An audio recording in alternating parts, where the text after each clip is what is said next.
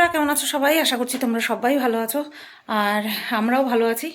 আজকের এই ভিডিওটা শুরু করার আগে কোনো রকম কোনো মানে ভূমিকা দেওয়া ছিল না, তার জন্য একটা ভূমিকা অ্যাড করে দিচ্ছি।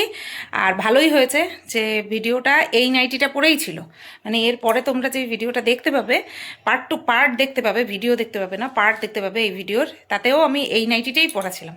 তো খুব ভালোই হলো ইন্ট্রোটা দেওয়ার ক্ষেত্রে, তোমাদের একটুখানি মানে এদিক ওদিক লাগবে না, যদিও বা আমি বলেই দিলাম তারপরেও।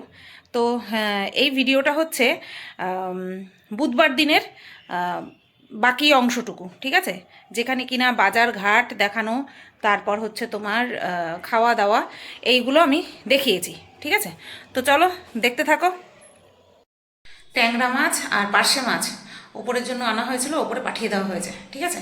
তো এইগুলো হচ্ছে নিচের, মানে এই মাংস আর মাছ তো নিচে রান্না হবে, তার জন্য এগুলো আর উপরে দিচ্ছি না, এগুলো নিচেই রাখছি। আর শেরু বাবার জন্য মাংস, এটা চলে যাবে আজকে ফ্রিজে, কালকে রান্না হবে, কালকে সেদ্ধ করবো শেরু বাবার জন্য মাংস, যা আছে আজকে হয়ে যাবে। দই আনেনি, ভুলে গেছে।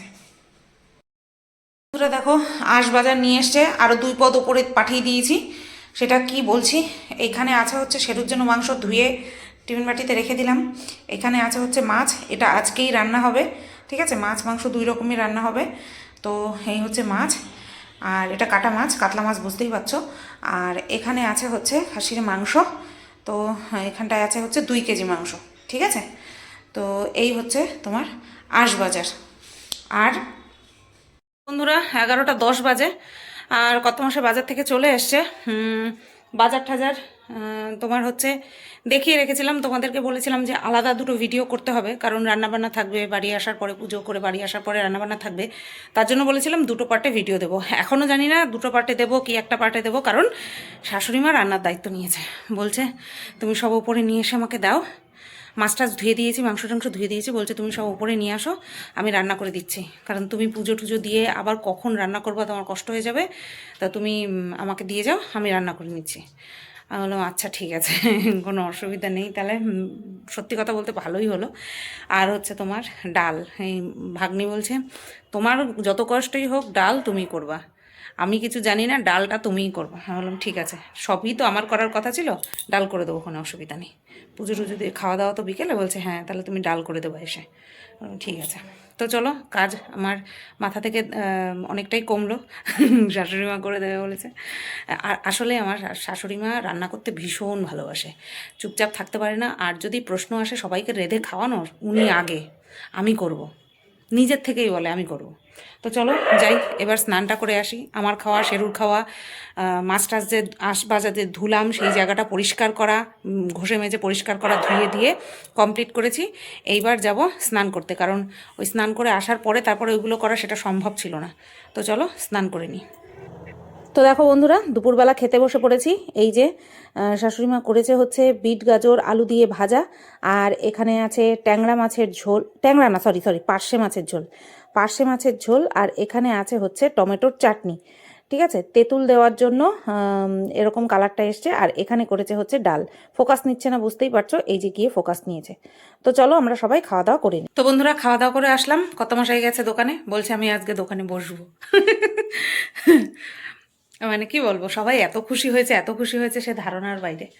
তো যাই হোক, এখন একটুখানি মাকে ফোন করি, মাকে ফোন করে জানাই সবটা যে হয়ে গেছে। আর আমাদের খাওয়া দাওয়া কমপ্লিট হয়েছে, প্রচণ্ড ক্লান্ত লাগছে। আর চলো তাহলে পরে, ও আবার পরে এসে কথা বলছি, ঠিক আছে তোমাদের সাথে। মনে যতটা আনন্দ, শরীর ততটাই ক্লান্ত, আর এটা হওয়াটা ভীষণ স্বাভাবিক। চলো পরে আসছি। তো বন্ধুরা ভিডিও করলাম, একটা কন্ট্রোভার্সি চ্যানেলের জন্য একটা ভিডিও করলাম, সারাদিন পরে ভিডিও করতে বসে একবার ভাগ নিয়ে আসছে, মামি ধনেপাতা আছে, বললাম হ্যাঁ ফ্রিজে আছে, বর বের করে দিল। আবার ভিডিও করতে করতে শ্বশুরমশাই এসছে, মাছ তো মাছ হচ্ছে ভেজে রেখেছে মা, আর দিদি রান্না করবে তাই। এইবার নন্দাই এসছে, মানে সুব্রতদাই এসছে, বলছে ইয়ে করা লাগবে না, কি যেন বলে, মাছ টাছ করা লাগবে না, শুধু মাংস করলেই হবে।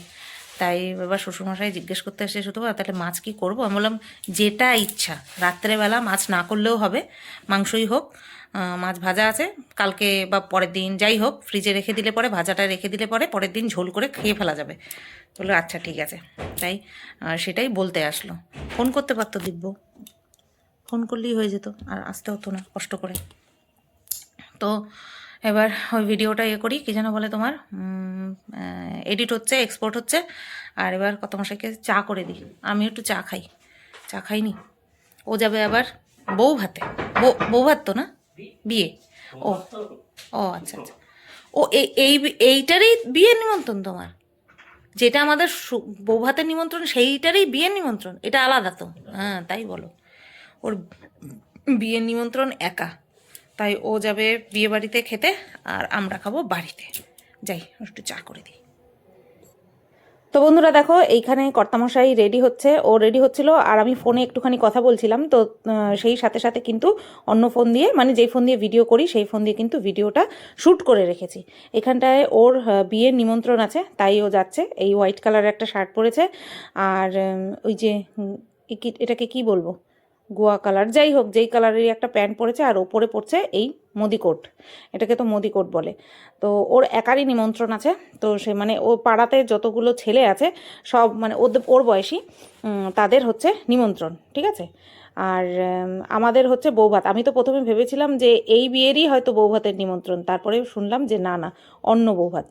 তো এদিকে দেখো আমরা রাত্রেবেলা খেতে বসে পড়েছি, ঠিক আছে। আর এই যে সবাই খাচ্ছে, আমি খেতে বসিনি, আমি জাস্ট ভিডিও করছিলাম, আমি পরে বসেছি। এখানে এই যে দেখো খাসির মাংস, মামুন বাবার পাতে তুলে দিচ্ছে, চর্বি, ও চর্বি খায় না। তো এখানে খাসির মাংস, তারপরে হচ্ছে পার্শে মাছের ঝোল ছিল, চাটনি, এই তো। তো তোমরা দেখতেই পেলে ওই দিনের ওইটুক পার্টি বাকি ছিল। আমি এতটাই ক্লান্ত ছিলাম যে ডিটেলসে যে রান্নাবান্না হচ্ছে সেইগুলো যে তোমাদের সাথে শেয়ার করব সেটা আর করতে পারিনি। জাস্ট ওই খাওয়ার সময় আমি দেখিয়ে দিয়েছি কী কী রান্না হয়েছে। তো যাই হোক, এবার তোমাদের সাথে কিছু কথা বলবো, ঠিক আছে। তো প্রথম কথা যেটা, সেটা হচ্ছে খাওয়ার দাওয়ার নিয়ে। শ্বশুর শাশুড়ি বিবাহবার্ষিকী ছিল, তো সেই বিবাহবার্ষিকীর দিনে আমি রান্না করেছিলাম হচ্ছে ডিমের ঝোল, ঠিক আছে। সবার জন্য ডিমের ঝোল, ডাল আর আলুর চোখা। তো এটা নিয়ে অনেকেই কমেন্ট করেছে আমাকে যে ডিমের ঝোল, শ্বশুর শাশুড়ি বিবাহবার্ষিকীর দিনে ডিমের ঝোল, ডিমের ঝোল খাওয়ালে এই হচ্ছে খাওয়া দাওয়া। তো ভালো জিনিস যেরকম মানুষ অ্যাপ্রিসিয়েট করেছে, যে শ্বশুর শাশুড়ি বিবাহবার্ষিকীটা যে আমরা পালন করেছি, আমি, কর্তামশাই, আমার ননদ নন্দাই, মানে আমাদের এই দুই বাড়ি যে আমরা পালন করেছি, সেটা যেমন অনেকে অ্যাপ্রিসিয়েট করেছে, অনেক করেছে, অনেক কংগ্রাচুলেশন জানিয়েছে আর কি, শুভকামনা জানিয়েছে, ঠিক তেমনি তার পাশাপাশি কিন্তু নেগেটিভ কমেন্টও এসছে, ঠিক আছে।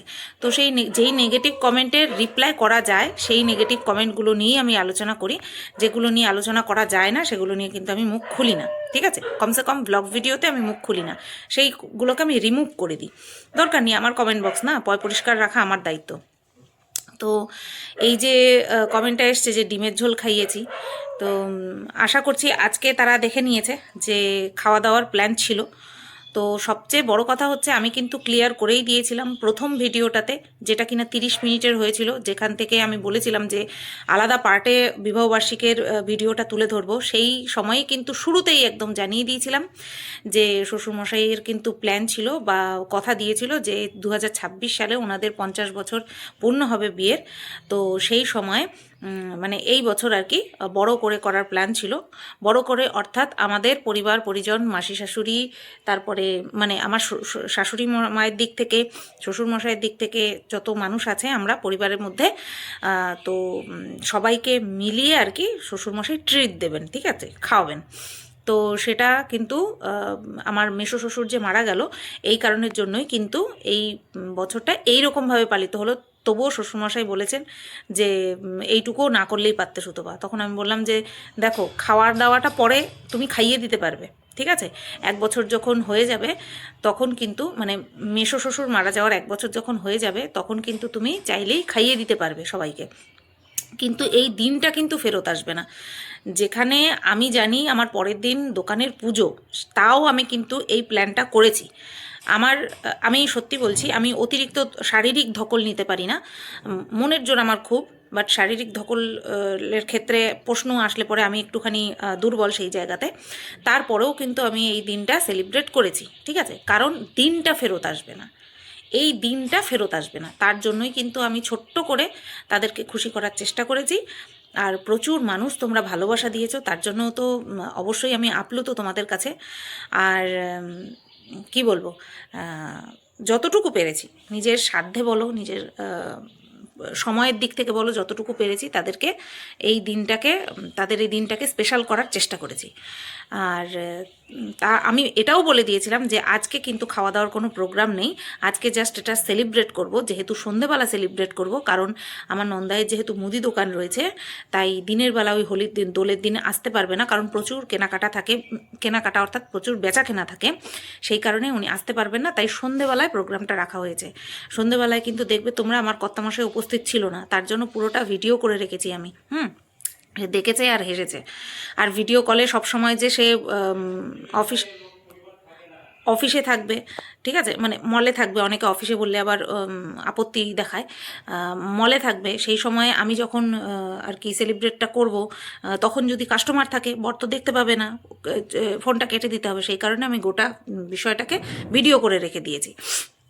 তো এই কারণের জন্যই সন্ধেবেলা সেলিব্রেট করা। এবার সন্ধেবেলা তারা আসবে, তারা কি না খেয়ে চলে যাবে, সেই কারণেই কিন্তু ডিমের ঝোলটা করা ছিল। আর আমি কিন্তু বলেই দিয়েছিলাম যে খোদ ননদ কিন্তু আমার হাতে সেই দিনের ডিমের ঝোল যে আমি করেছিলাম, তারপরে হচ্ছে তোমার ডাল আলু চোখা যে করেছিলাম সেটা খেতে চেয়েছে, কারণ তারা খেতে পারেনি, তারা সেদ্ধ ভাত খেয়ে চলে গেছে বাইরে থেকে, বাড়ি যাবে স্নান করবে, তার জন্য বাদবাকি সবাই রাত্রেবেলা এসে ডিমের ঝোল ডাল আলু চোখা খেয়ে প্রচুর সুনাম করেছে। তার জন্য আমার ননদ বলেছে সেই দিনের মতন করে রান্না করো তো সিতোপা খাবো, তার জন্যই কিন্তু ডিমের ঝোল করা ছিল। আর পরের দিন হচ্ছে খাওয়া দাওয়া হবে, মাংস টাংস হবে, সেটাও কিন্তু আমি বলেছিলাম, আমি রান্না করব সেটাও বলেছিলাম। তো আমি যেখানটায় বলে দিয়েছি, কোনো সাসপেন্স রাখিনি, সেখানটায় এরকমটা বলা আমার অহেতুক বলে মনে হলো যারা কমেন্ট করেছে, তার জন্য এই বিষয়টা নিয়ে আমি বললাম। আর নেক্সট যে বিষয়টা নিয়ে বলবো সেটা হচ্ছে আমার সালোয়ার কামিজ পরা নিয়ে, বা আমি যেটা পরেছিলাম ফ্রক কুর্তি, সেটা পরা নিয়ে অনেকে ভালোভাবেও আমাকে বলেছে, আবার অনেকে কিন্তু খারাপভাবেও বলেছে। ভালোভাবে যারা বলেছে তাদেরকে তো সবসময় আমি বলি, যারা কিনা ভালোভাবে কোনো কথা বলে আমাকে, তাদের কথা দেখতেও ভালো লাগে, তাদের কমেন্টও দেখতে ভালো লাগে, যে শুধুবা এই দিনটাতে তুমি এই ড্রেসটা না পরে সালোয়ার কামিজ পরতে পারতে, শাড়ি পরার কথা তারা বলেনি। তো আর যারা কিনা খারাপভাবে বলেছে তারা বলেছে কচি সাজছে, ফ্রক কুর্তি পরে কচি সাজছে, তার মানে আমাকে কচি লেগেছে। এইবার যারা ভালোভাবে বলেছে বা যারা খারাপভাবে বলেছে আমার ড্রেস আপ নিয়ে, তাদেরকে একটা কথা বলি, ড্রেসটা তো ভদ্র সভ্য, ড্রেসটা কোনো দিক থেকে অভদ্র নয়, সালোয়ার কামিজও ভদ্র, তারপরে আমি যেটা পরেছিলাম সেটাও ভদ্র। আর আমি যদি দেখি নিজেকে আয়নাতে যে আমি যেটা পরে রয়েছি সেটা রুচিসম্মত, ভদ্র, কোনো জায়গা থেকে কেউ ডাক দিতে পারবে না, আমি সেই ড্রেস পরেই কিন্তু ঘরেও চলাফেরা করি, আর ঘরের বাইরেও যাই, ঠিক আছে। তো আমার কোনো জায়গা থেকে মনে হয়নি যে ড্রেসটা মানে কি বলবো, ওই অনুষ্ঠান পারপাস কোনো জায়গা থেকে অযৌক্তিক বা অসঙ্গত লাগছে, তার জন্য আমি পড়েছি। তবে হ্যাঁ, এক একজনের মতামত এক এক রকম। যারা আমাকে বলেছো যে সুতপা এটা পড়তে পারতে, তাদেরকেও অনেক ধন্যবাদ। আর যারা আমাকে বলেছে যে কচি সাজার ইচ্ছে হচ্ছে, যদি আমাকে কচি লেগে থাকে তো হিংসা করার কিছু নেই, তোমরাও নিজেদেরকে মেনটেন করো অবশ্যই, আর হাসি খুশি থাকো, জানো, হাসি খুশি থাকার চেষ্টা করো, প্রাণ খুলে হাসো, বেশি বোঝা মাথায় নেবে না যে ওই তো চোখ কটকট করো না, কোনো পুরনো ব্যথা মনের মধ্যে নিয়ে চলো না, কে তোমার সঙ্গে কি করেছে ভুলে যাও, দেখবে অটোমেটিক্যালি তুমি ফিট থাকবে, এবং তুমি যাই পড়বে তোমাকে মানাবে। আমি এইটাই, আর আমি খুব এক্সপ্রেস করে ফেলি, যদি আমার রাগ হয় আমি এক্সপ্রেস করে ফেলি, মনের মধ্যে দাবিয়ে রাখি না, কষ্ট হলে কেঁদে ঝেড়ে ফেলে দিই, মনের মধ্যে চাপিয়ে রাখি না, সেগুলো না ভেতরে চাপতে চাপতে না বাইরে তার এফেক্ট দেখা যায়। আর যত তুমি এক্সপ্রেস করবে নিজেকে তত খোলা মনে বাঁচতে পারবে, আর তোমাকে তোমাদেরকেও কচি লাগবে, ঠিক আছে। ড্রেসটা আমার গায়ে ফিট হয়েছে, তারপরে আমি নিজেকে দেখেছি, আমাকে ভালো লাগছিল, ব্যাস দ্যাটস ইট, এটাই যথেষ্ট আমার কাছে, ঠিক আছে। তো এই দুটো বিষয় নিয়ে আমার তোমাদেরকে বলার ছিল, তো সেটা ক্লিয়ার করলাম। তো এই ভিডিওটাই পর্যন্তই রাখলাম, নেক্সট ভিডিও তোমাদের জন্য রেডি আছে। চলো, সবাই ভালো থেকো, সুস্থ থেকো। আর আমাদের এই আমার দোকানের পুজোটাকে তোমরা ও এই বিষয়টা না বললেই না, আমার দোকানের যে পুজো হয়েছে সেটা দেখে তোমরা যে কি খুশি হয়েছো, বাপরে বাপ। প্রত্যেকে একটাই কথা যে সুতপা এই ভিডিওটার অপেক্ষা করছিলাম, এই দিনটার অপেক্ষা করছিলাম। আর দুহাত ভরে তোমরা আশীর্বাদ দিয়েছো যে এগিয়ে যাও, কংগ্রাচুলেশন জানিয়েছো এবং গো অ্যাহেড বলেছো। তো তার জন্য তোমাদেরকে মন থেকে ধন্যবাদ। তোমরা যদি না থাকতে আজকে এই অ্যাচিভমেন্ট আমার হতো না। আমি এত বড় একটা মানে কি বলবো স্বপ্ন পূরণের পথে এগোতেই পারতাম না যদি তোমরা না থাকতে, তোমরা যদি সাপোর্ট না করতে। তো এর পুরো ক্রেডিট তোমাদেরকে। আর অবশ্যই পরিশ্রম করতে তো আমি ভালোই বাসি।